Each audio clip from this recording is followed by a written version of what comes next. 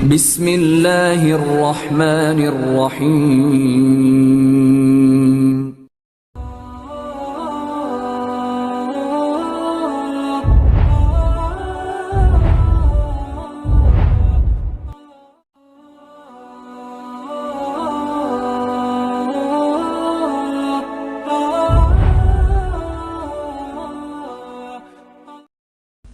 Assalamualaikum Ustadz, Anda mau nanya. Saya kan mempunyai atau mengunduh aplikasi Tafsir Ibnu Katsir dan aplikasi doa dan lain-lain. Terjemah. Ya, terus? Terus saya membacanya dan sebagian juga mengamalkannya tanpa mangkul atau tanpa minta izin terlebih dahulu. Apa itu boleh? Mohon penjelasannya. Alhamdulillah, jazakallahu khair. Tanpa mangkul, tanpa minta izin, terus diamalkan. Gitu ya. Oke, kita urut ini. Pertama, tata cara mencari ilmu. Ya. Aslinya orang mencari ilmu itu adalah mubasyarah, langsung ketemu dengan orang alim, dengan orang yang ahli. Jadi mencari ilmu itu kepada ulul ilmi, bukan qari'ul ilmi. Perhatikan ini.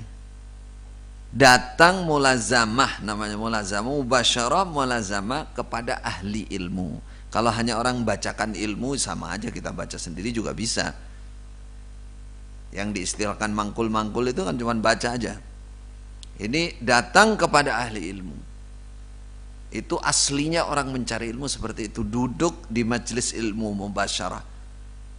Makanya zaman dulu ada namanya rihlatul ilmi. Para ulama mesti cari guru itu sampai ke beberapa negara, ke beberapa tempat. Imam Bukhari sampai 1000 guru katanya, 1000 guru lebih.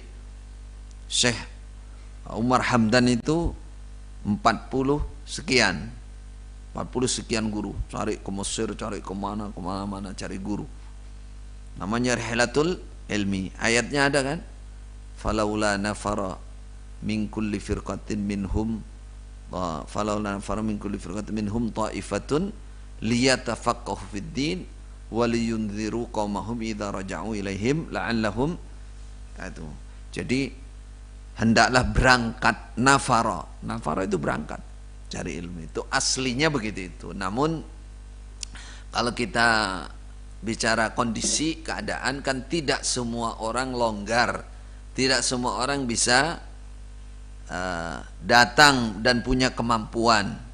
Mungkin untuk zaman ini ada yang sedikit bisa menggantikan, yaitu mulazamah an bu'din, tawasul, mulazamah berguru kepada seorang guru yang memang ahli, tapi dari jauh, pakai ini telepon, WA, apalagi telekonferensi dan lain-lain. Itu yang langsung. Nah, mulazamah, tawasul itu memang berguru, kenal gurunya, orang ahli, memang gurunya juga tahu, ada tanya jawab, ada interaksi, itu namanya nyambung. Itu mungkin sedikit menggantikan bagi orang yang tidak bisa datang langsung ke majelis ilmu, ya. Tapi ada tawasul namanya, yang ngerti bahwa gurunya memang orang ahli, gurunya juga ngerti, ada semacam pengetesan, ikhtibar, kan sekarang dilakukan oleh ulama-ulama Haramain, ya. Ada lewat WA, lewat apa itu, sampai pembagian sanad pun bisa, karena membacakan hafalan mutun kepada beliau-beliau para syekh-syekh itu dilakukan. Itu memanfaatkan kecanggihan teknologi ini untuk proses keilmuan. Mungkin itu lumayan, itu sudah bisa menggantikan bagi yang sibuk, yang nggak bisa datang, bisa. Terus yang ketiga, ya, saya katakan tadi ngunduh aplikasi. Kalau memang yang naruh aplikasi itu memang sudah dia memang punya hak dan dia menyebarkan itu, atau penyusun aslinya buku itu sudah mengizinkan untuk orang banyak, silahkan diunduh, silahkan dibaca juga, silahkan dibaca. Ya, kalau hanya baca-baca untuk pengetahuan, daripada sampean baca koran, baca majalah nggak jelas, cerita-cerita nggak jelas, lebih baik itu baca itu, terjemah itu.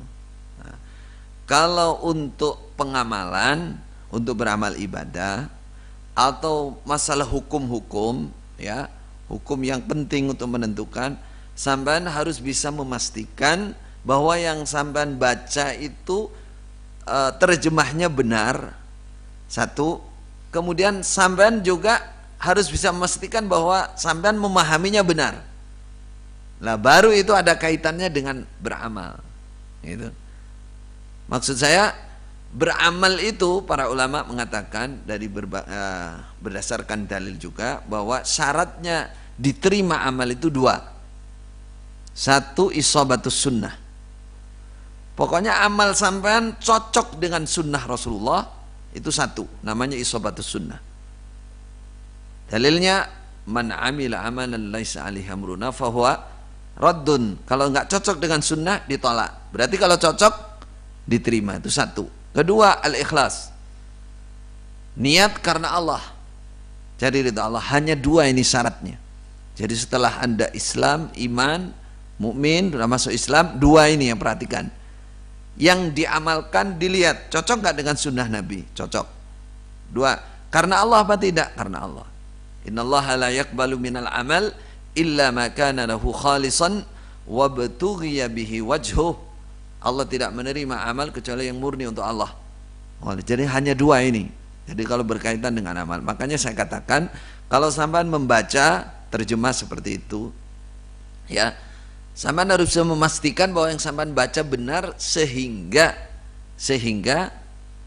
apa namanya, amal sampean betul-betul isobatus sunnah. Isobatus sunnah.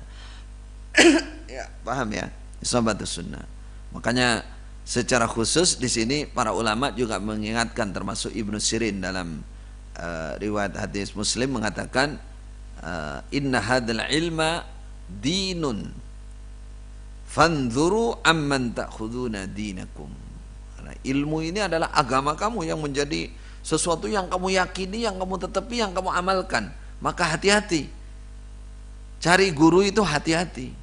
Maksudnya apa para ulama? Jangan sampai kamu punya guru salah atau yang kamu baca itu salah, sehingga nanti kamu beramal di hadapan Allah kalau salah, nggak cocok dengan sunnah, nggak diterima oleh Allah.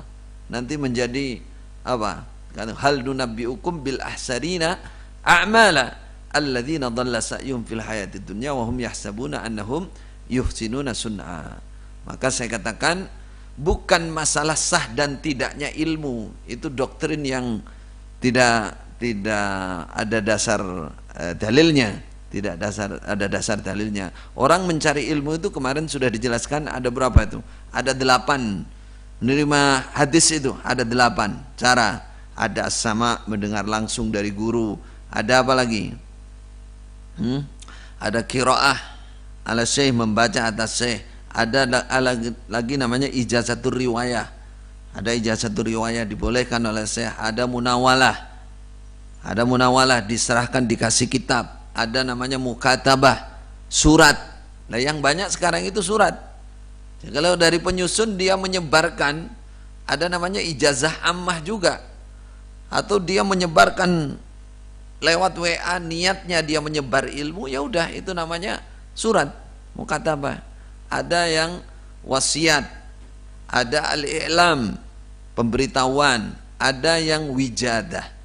Wijadah, menjumpai tulisan, ada 8 itu yang masuk di antara nanti. Jadi jangan bicara masalah doktrin-doktrin yang sudah lewat, harus mangkul, harus gini, itu enggak. Proses mencari ilmu itu mudah, cuman kalau kaitannya dengan masalah pengamalan, itu Anda harus yakin bahwa yang Anda baca itu benar. Nah, bagaimana yakin itu benar? Bisa memastikan itu benar? Gurunya siapa? Ya, ahli apa tidak? Terus Anda membaca itu benar apa tidak? Memahaminya. Nah, itu. Maka itu supaya lebih hati-hati. Baik.